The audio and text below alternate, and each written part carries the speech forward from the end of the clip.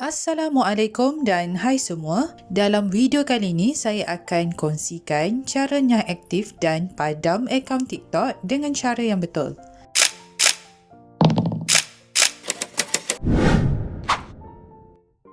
Pertama sekali, buka aplikasi TikTok, pergi ke profil, tekan pada garis 3 sebelah kanan, tekan menu tetapan atau setting dan privacy, pilih akaun. Dekat bahagian sini, tekan pada fungsinya aktifkan, deactivate atau padam akaun. Di sini anda diberi dua pilihan. Sama ada anda naknya aktifkan akaun. Fungsinya aktif adalah sekiranya anda nak tinggalkan akaun TikTok buat sementara waktu sahaja. Lepas tu anda boleh gunakan semula. Manakala fungsi kedua adalah padam akaun secara kekal atau permanently delete. Jadi untuk kali ini saya nak padam akaun secara kekal. Jadi klik yang ni. Seterusnya anda boleh pilih alasan kenapa anda nak padam akaun ini.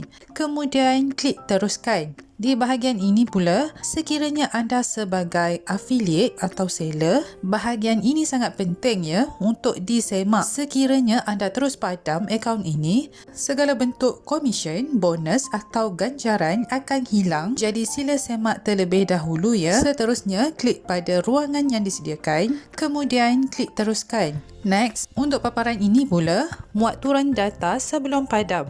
Kalau anda nak simpan data akaun anda, klik pada muat turun, tekan download data, pilih minta atau request data. Data yang diminta termasuklah video yang pernah diupload, komen, mesej atau maklumat profil dan lain-lain. Kemudian klik teruskan.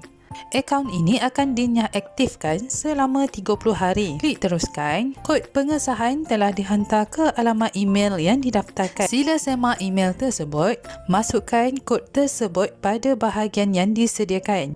Okey, last sekali klik pada butang padamkan akaun. Okey, itu sahaja perkongsian kali ini. Kita jumpa lagi di video seterusnya. Assalamualaikum.